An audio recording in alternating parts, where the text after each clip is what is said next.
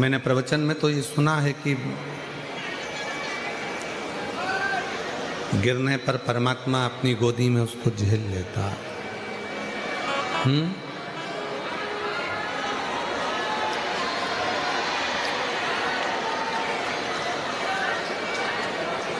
कि परमात्मा गोदी में उसको झेल लेता है, यह हमने प्रवचन में सुना है।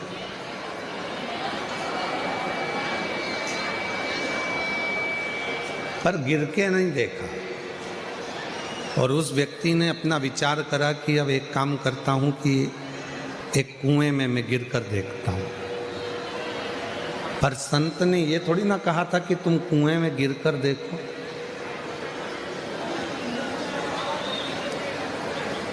संत ये थोड़ी ना बोले हैं कि तुम कुएं में गिर कर देखो। संत ने तो कहा कि जब संसार का मनुष्य गिरता है तो उसको शिव अपने हाथों में झेल लेता, भगवान शंकर अपने हाथों में झेल लेते। पर उस व्यक्ति ने वो सत्संग करने वाले, प्रवचन करने वाले के मुख का शब्द सुना, और सुनने के बाद में वो मुख का शब्द सुनकर कुएं में कूदने के लिए, कुएं में गिरने के लिए गया। और जब वो कुएं में गिरने के लिए गया तो उसके मन में आया कि प्रवचन देने वाले ने तो कह दिया कि जब कोई गिरता है तो शिव जी उसको झेलते हैं, और मान लो मैं कुएं में गिर गया, शिव जी नहीं आए झेलने के लिए, तो मैं तो मर ही जाऊंगा।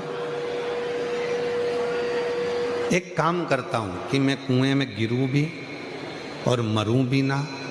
भगवान आएगा तो ठीक है, नहीं आएगा तो ठीक है। पाँव में रस्सी बांध ली उसने, और पेड़ से बांधकर रस्सी को वो कुएं में कूद गया। 2-3 दिन तक वो कुएं के अंदर लटका रहा, पर शिव नहीं आया, भगवान नहीं आया, भगवान पहुंचे ही नहीं। फिर जब भगवान वहां नहीं आए, वहीं से एक व्यक्ति निकल कर जा रहा था, और उस व्यक्ति ने देखा कि कोई कुएं में पड़ा हुआ है।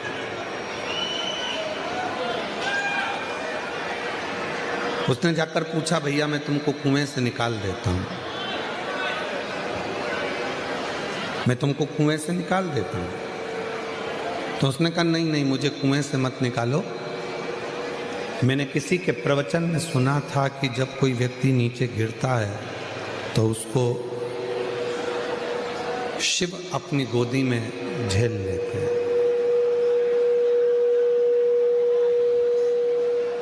भगवान शंकर उसको अपनी गोदी में झेल लेते हैं। मैंने ये प्रवचन में सुना।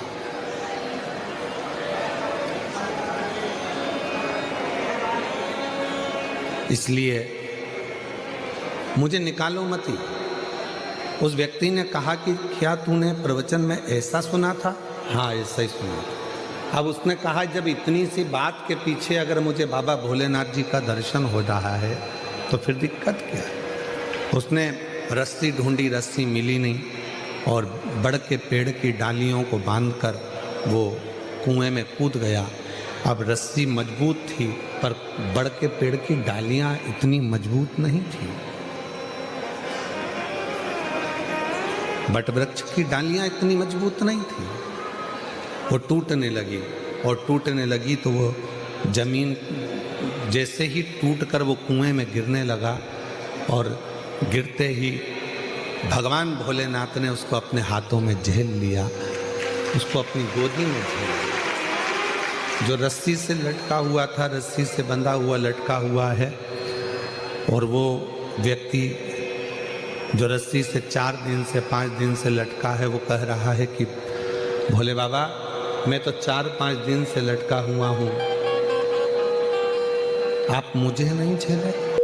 भगवान ने कहा कि तेरे मन में विश्वास नहीं है, भरोसा नहीं है, इसलिए तुझे ईश्वर नहीं झेल सकता। जहाँ भरोसा भरोसा होता है, जहाँ विश्वास होता है, वहाँ ईश्वर होता है। जहाँ भरोसा या विश्वास नहीं होता, वहाँ ईश्वर भी नहीं होता। मानो तो मैं गंगा माँ हूँ और ना मानो तो बहता। मान लिया वो गंगा जी, ना माना तो बहता हुआ पानी तो है ही, वो बह रहा है, चल रहा।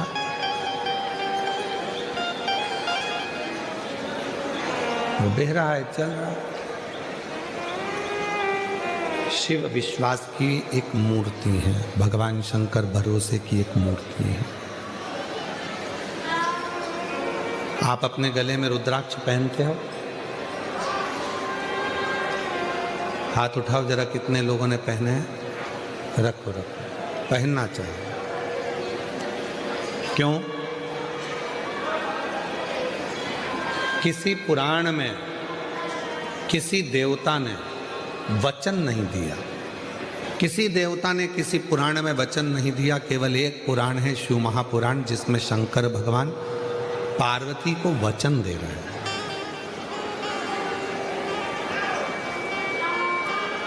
शिव पार्वती को वचन दे रहे हैं, भगवान शंकर पार्वती जी को वचन दे रहे हैं। केवल एक पुराण है और वो है शिव महापुराण, जिसमें भगवान शंकर पार्वती को वचन दे रहे हैं कि पार्वती, ये मेरे प्रेम का अश्रु है रुद्राक्ष। तूने जब मेरे नेत्रों का स्पर्श किया और उन नेत्रों का स्पर्श करने से जो बिंदु पृथ्वी पर गिरा, उसके गिरने से ये रुद्राक्ष का पौधा उत्पन्न हुआ।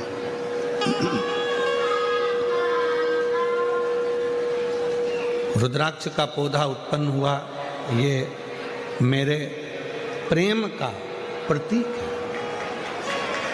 और दुनिया के लोग, अगर कोई संसार का मनुष्य मुझे ढूंढना चाहता है तो पार्वती, ये रुद्राक्ष मेरा खुद का एक स्वरूप है। जिसके पास रुद्राक्ष होता है, शिव पुराण में शंकर जी पार्वती को वचन देते हैं, उसके साथ मैं हमेशा हर पल, हर घड़ी, हर क्षण रहता। ऐसा कोई पल नहीं जाता, ऐसा कोई क्षण नहीं जाता, ऐसी कोई घड़ी नहीं जाती जिस समय पर मैं उससे दूर हो जाऊं। मैं उसके साथ हूँ, उसके हर पल, हर घड़ी, हर क्षण उसके साथ।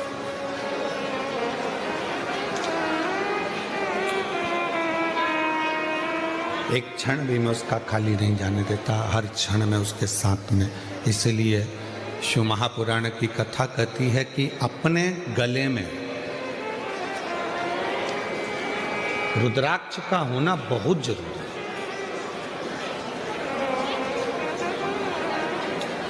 जितने ब्लड प्रेशर वाले होते हैं, जितने शुगर वाले होते हैं, काशी में IIT ने इस पर शोध किया है। छोटू भाई, रुद्राक्ष पर IIT शोध करी है। बड़े बड़े साइंटिस्ट इस पर शोध करें कि रुद्राक्ष के फल में, रुद्राक्ष में एक ऊर्जा, एक तत्व अलग से होता है, जो तन पर आने के बाद हमारे ब्लड प्रेशर को और हमारी शुगर का लेवल बराबर कर देता है।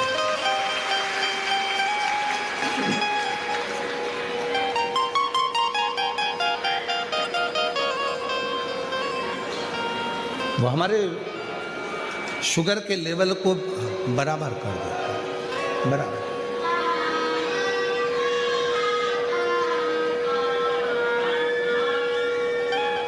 वो साधारण नहीं है। जैसे बेलपत्र का वृक्ष साधारण नहीं होता, दुनिया में कोई वृक्ष ऐसा नहीं है जिसका फल सूखने के बाद वापिस हरा भरा हो जाए।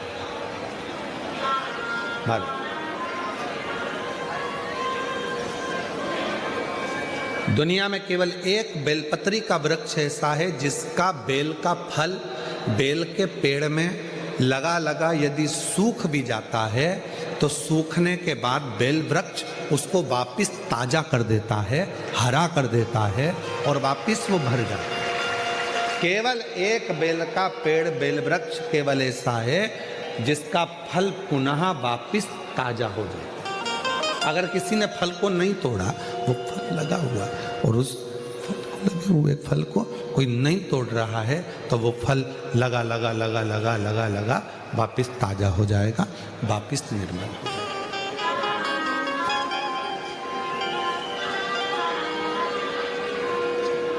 रुद्राक्ष के 4 स्वरूप हैं,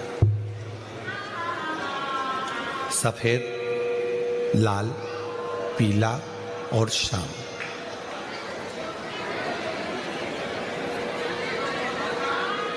एक सफेद रुद्राक्ष भी होता है, एक लाल रुद्राक्ष भी होता है, एक पीला रुद्राक्ष भी होता है, एक सफेद रुद्राक्ष भी होता है।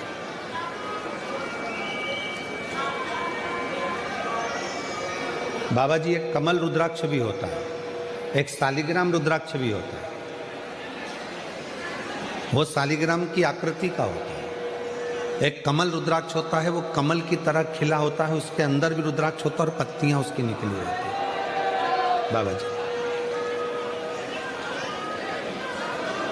और जितने रुद्राक्ष होते हैं, एक मुखी से लेकर 14 मुखी तक शिव पुराण में वर्णन है और एक मुखी से 21 मुखी तक स्कंद पुराण में वर्णन है। स्कंद पुराण में सारे रुद्राक्षों में मान लो एक मुखी रुद्राक्ष आपको मिल गया, बाबा की कृपा है। अगर असली मिल गया तो ये शिव कृपा है, शंकर की करुणा, शिव की दया।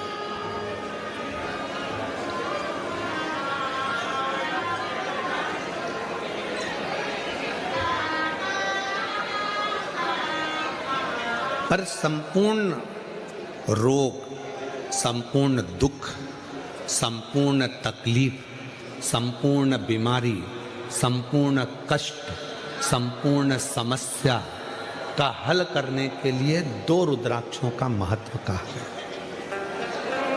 बहुत सालों के बाद ये बात निकली है व्यासपीठ से। हो सकता है आप लोगों के भाग्य होंगे सूरतवासियों के, तो ये कथा में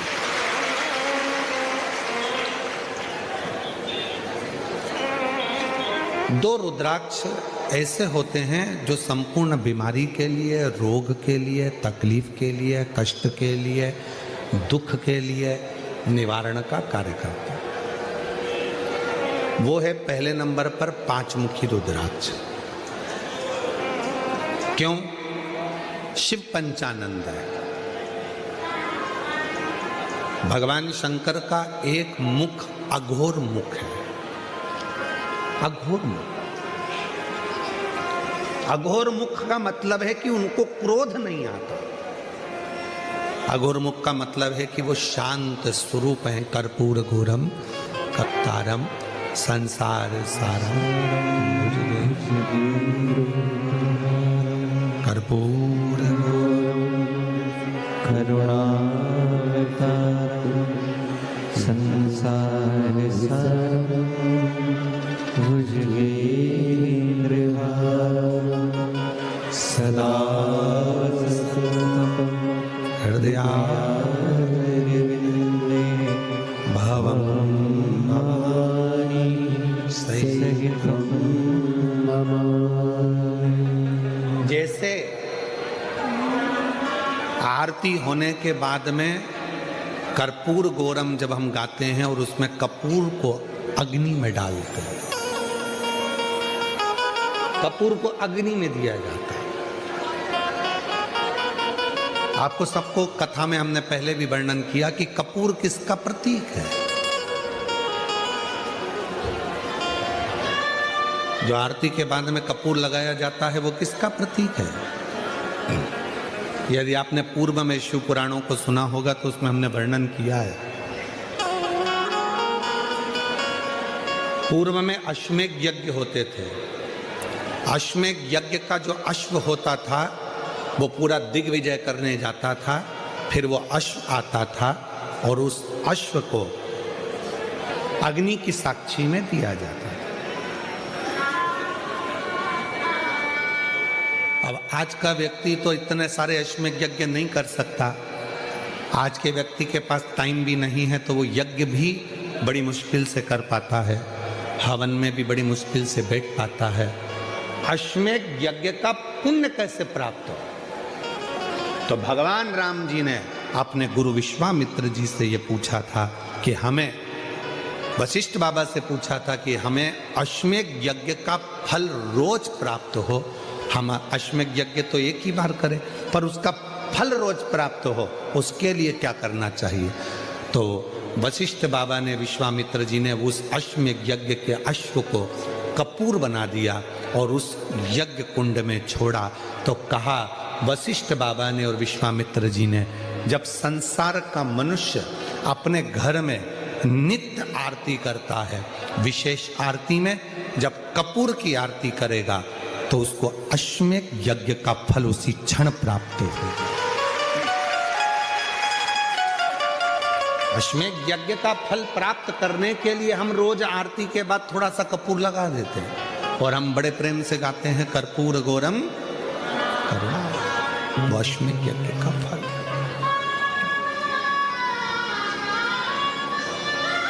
हमारे सनातन धर्म में जितनी भी चीजें होती हैं कोई साधारण नहीं है हमारा।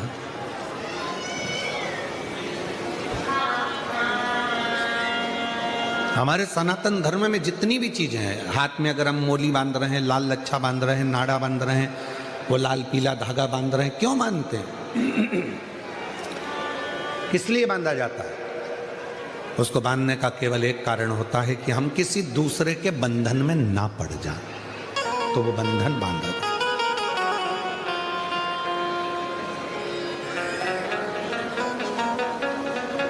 हमारे सनातन धर्म में माताएं तिलक लगाती हैं, बिंदी लगाती हैं, मांग भरती हैं। ब्रह्मांड के मध्य बिंदु में एक सूर्य रेखा होती है। सूर्य रेखा, सूर्य का रंग होता है लाल और सूर्य का रंग लाल होता है। सिंदूर, मांग में भरने वाला कुंकु लाल होता है,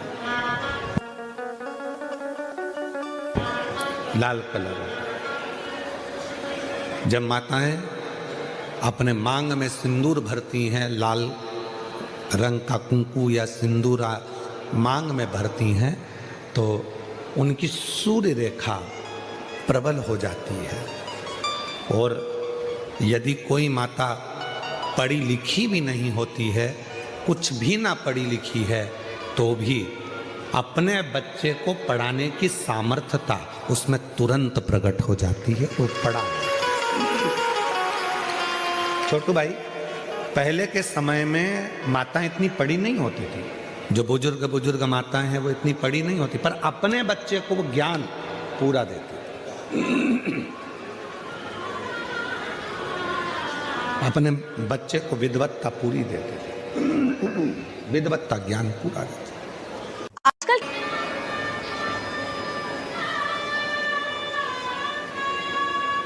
जितने भी सनातन धर्म के ये कार्य हैं, हाथ में मोली बांधना, मस्तक पर तिलक लगाना, मांग भर लेना, मंगल सूत्र धारण कर लेना, शादी के समय पर मंगल सूत्र गले में पहनाया जाता है। क्यों पहनाते हैं मंगल सूत्र? क्योंकि उस मंगल सूत्र में कुछ दाने काले होते हैं, कुछ दाने पीले होते हैं। कुछ दाने सोने के होते हैं पीले कलर के, कुछ काले कलर के होते हैं, और बीच में एक छोटा सा पेंडिल हो जाता है मंगल सूत्र। वो मंगल सूत्र शादी के मंडप में लड़का लड़की को इसलिए पहनाता है कि इस मंगल सूत्र को तुम देख लो, जैसा यह मंगल सूत्र है वैसा ही हमारा जीवन रहेगा। कुछ दिन काले रहेंगे तो कुछ दिन पीले रहेंगे, कुछ दिन सुख के रहेंगे तो कुछ दिन दुख के रहेंगे। पर चिंता मत करना, ये सुख और दुख के दिनों में जब हम पूर्ण तरह से निकल जाएंगे तब आखिरी में एक पेंडिल आता है। उसी तरह फिर हमारी जिंदगी में एक आनंद का दिन जरूर आएगा। वो दिन जरूर आएगा, वो दिन अपनी जिंदगी में खुशी का दिन जरूर आएगा, सुख का दिन जरूर आएगा।